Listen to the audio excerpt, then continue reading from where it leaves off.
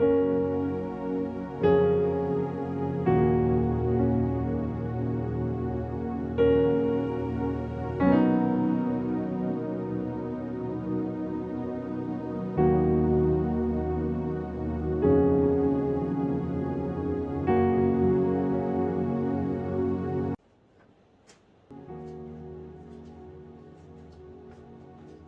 मित्रों, जय मसीह की। कैसे हैं आप सब?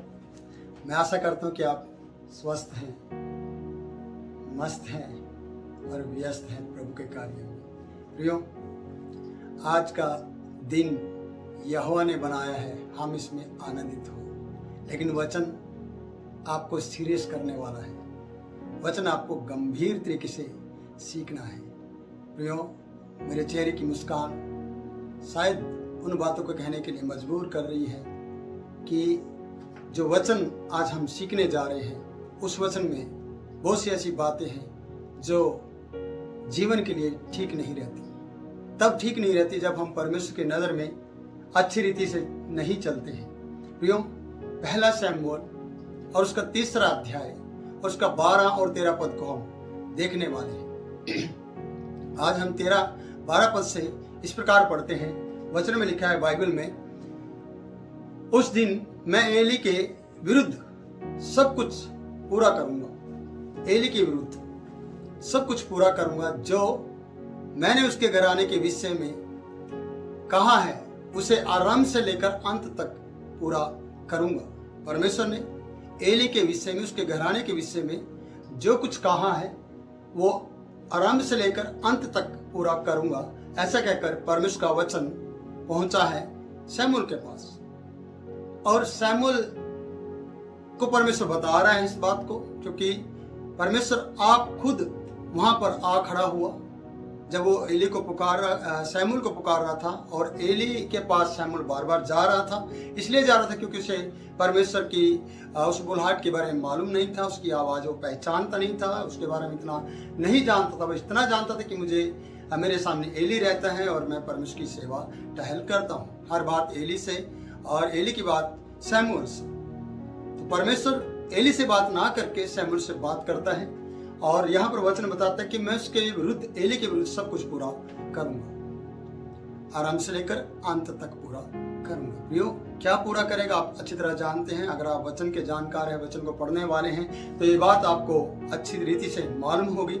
मैं आपको बताना चाहता हूँ 13वां पद, वहां इस प्रकार से लिखा है, क्योंकि मैं तो उसे यह कहकर जता चुका हूं कि मैं उस अधर्म के कारण जिसे वह जानता है सदा के लिए उसके घर का न्याय करूंगा, क्योंकि उसके पुत्र आप स्थापित हुए हैं और उसने उन्हें नहीं रोका।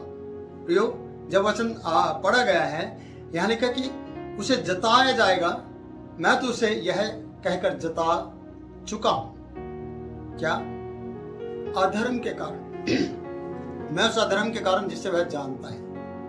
ये एली अच्छी तरह जानता था कि उसके पुत्र क्या कर रहे हैं। एली अच्छी तरह जानता था कि उसके पुत्र परमेश्वर के साथ सही से नहीं चलते, जबकि वो याजक का काम कर रहे थे। और याजक होने के नाते उनको परमेश्वर की आराधना करना चाहिए था, परमेश्वर की भेंटों का आदर करना चाहिए था, परमेश्वर के साथ अपना समय बिताना चाहिए था, परमेश्वर के साथ रहना चाहिए था, अपने बड़ों की इज्जत करना चाहिए था, इजराइल के लोगों का आदर मान करना चाहिए था, क्योंकि वो लोग परमेश्वर की आराधना के लिए आते थे। उन स्त्रियों का आदर मान करना चाहिए था जो परमेश्वर के वहां पर सेवा करती थी। इसलिए प्रियो, इन लोगों ने इस प्रकार से कुछ नहीं किया और ये बात सब एली अच्छी तरह से जानता था। उसने परमेश्वर के वचन को पाकर भी या परमेश्वर की उस बातों को जानते हुए भी अपने पुत्रों को सचेत नहीं किया या उन्हें अच्छी रीति से नहीं सिखाया, जिसके कारण से परमेश्वर का क्रोध उनके ऊपर आया। क्योंकि परमेश्वर अपने वायदों का पक्का है। अगर वो आशीष देना चाहता है तो वो श्राप भी रखता है, क्योंकि परमेश्वर के वचन व्यवस्था विवरण उसके 28वें अध्याय में लिखा है, 1 से लेकर आशीषों का जिक्र आता है। उससे अगले पदों को लिखा कि आशीष, अगर आप चाहो तो आशीष ले लो, अगर आप चाहो तो श्राप, दोनों चीजें तुम्हारे सामने रखी हैं। मैंने श्राप और आशीषें तुम्हारे सामने रखी हैं, तुम्हें जो चाहिए ले लो। और ये व्यवस्था विवरण की बातें एली अच्छी तरह से जानता था। श्राप कब आते हैं हमारी जिंदगी में? जब हम परमेश्वर के मार्ग पर सही रीति से नहीं चलते, तब श्राप हमारा इंतजार करते हैं और श्राप हमारे अंदर आ जाते हैं। मैं कहना चाहती हूँ कि परमेश्वर से जता चुका था, चेत कर चुका था, उसे बता चुका था उसे, एली को, लेकिन एली अपने बच्चों को वो बातें नहीं सिखा पाया। इसलिए प्रियो लिखा है, मैं उस अधर्म के कारण जिसे वो जानता है, उसे जताया गया था। पहली बात। दूसरी बात, वो जानता था कि उसके घराने के क्या अधर्म है।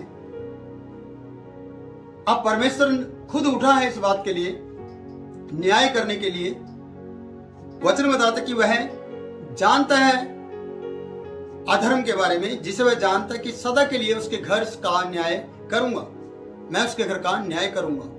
मैं उसे जिता चुका हूं और वो उस अधर्म के बारे में जानता है, उस अधर्म के कारण जिसे वह जानता है। आप सोचिए, ऐसी बहुत सी बातें हैं प्रियो जिसे आप अच्छी तरह से जानते होंगे। आप ये भी जानते होंगे कि आपकी जिंदगी में क्या चल रहा है। आप शायद अपने अगुवे से छुपा सकते हैं, अपने परमेश्वर के दास से आप बात को छुपा सकते हैं, पर आप क्या अपने प्रभु यीशु मसीह से उन बातों को छुपा रहे हैं, छुपा सकते हैं? जबकि आप छुपा रहे हैं, पर क्या आप छुपा सकते हैं? भजन संहिता 136 में इस प्रकार से है, वचन बताता है, अगर मैं आकाश पे चढ़ूं तो वहां भी तू है, अगर मैं अंधियारे में जाकर छुप जाऊं वहां भी तू आ जाएगा और अंधियारा उजियाले में बदल जाएगा। क्यों? एक बड़ी लाइट के सामने अंधियारा क्या करेगा? अंधियारा बनाने वाला परमेश्वर के सामने आगे तो अंधियारा स्वागत करते तो दूर हो जाएगा, उसको क्या अंधेरे के अंदर भी चांदना आ जाएगा और आप वहां छुपे होंगे, वहां पर परमेश्वर आपको देख लेगा। दाऊद ने इस प्रकार से कहा, जब मेरी हड्डियां दिन प्रतिदिन बनती जाती थी और जब तूने मेरे बेडौल तब को देखा, तब तुझसे कुछ छुपा ना था। ये सच्चाई है, परमेश्वर से कुछ छुपा नहीं है। परमेश्वर आराम से लेकर अंत तक का न्याय करने के लिए तैयार है, क्योंकि वह यह कहकर जता चुका है कि मैं उस अधर्म के कारण जिसे वो जानता है, सदा के लिए उसके घर का न्याय करूंगा, क्योंकि उसके पुत्र आप शापित हुए हैं, उसके पुत्र आप शापित हुए हैं, कारण उनके कामों ने उन्हें शापित कर दिया है। विश्वासियों का पिता अब्राहम माना जाता है। वो काम के कारण, प्रैक्टिकल के कारण धर्मियों का पिता माना गया। उसने विश्वास किया और प्रैक्टिकल करके भी दिखाया, और यीशु में परमेश्वर ने उसकी परीक्षा भी ली और उसमें भी पास हो गया। इसहाक जब उसने मांग लिया परमेश्वर ने अब्राहम से, तब उसमें पास हो गया और वो विश्वासियों का पिता यानी धर्मी जन माना गया। अब्राहम की स्टोरी आप जानते हैं और एली के पुत्रों की कहानी आप जानते हैं। वो अपने अधर्म को जानते थे, वो उन्होंने खुद इस श्राप को लिया था, वो आप शापित हुए थे और एली ने उन्हें रोका नहीं था।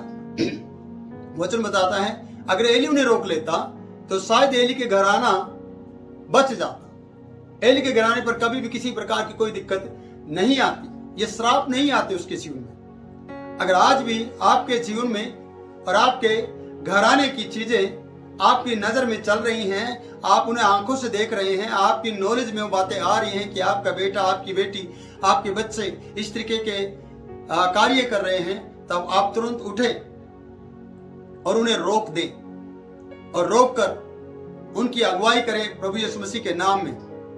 उन्हें डर भय सिखाएं। अगर आप उन्हें सिखाते हैं तो आपका पूरा घराना परमेश्वर की नजर में बना रहेगा।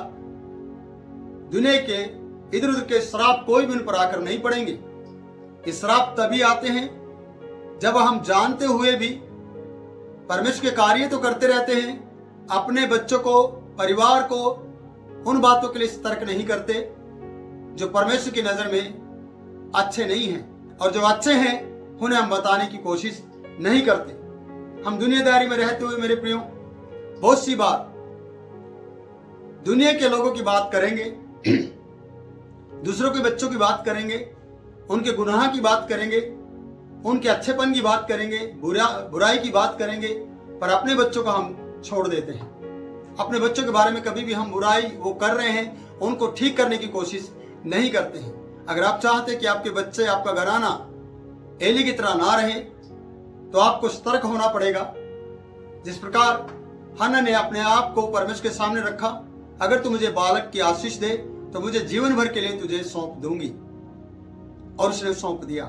और परमेश्वर ने उसके बड़े समर्पण को देखते हुए उस बालक से बात की, और वो बालक इस बात को सुन रहा है। उस बालक को परमेश्वर कह रहा है ये सारी बातें एली के ऊपर आने वाली है। जिसको मैंने कहा है, जो वचन मैंने पहुंचाया है, उस वचन को मैं तुरंत पूरा करने पर हूं। और परमेश्वर उस वचन को पूरा करेगा उस व्यक्ति के लिए जिस व्यक्ति के घराने ने परमेश्वर के विरुद्ध में, या जिस व्यक्ति ने परमेश्वर के विरुद्ध में पाप किया है, तो वो घराना कभी भी आशीषित नहीं हो सकता। अगर आप आशीषित होना चाहते हैं तो प्रिय मैं आपसे कहना चाहता हूं कि आप सही मार्ग पर चलें और परमेश्वर का डर भय में रहें। प्रभु इन वचनों के द्वारा आप लोगों को बहुतायत की आशीष दे। फिर मिलूंगा नई वीडियो में नए वचन के साथ। अब मुझे आप इजाजत दें। प्रभु आपको बहुतायत से आशीष दे।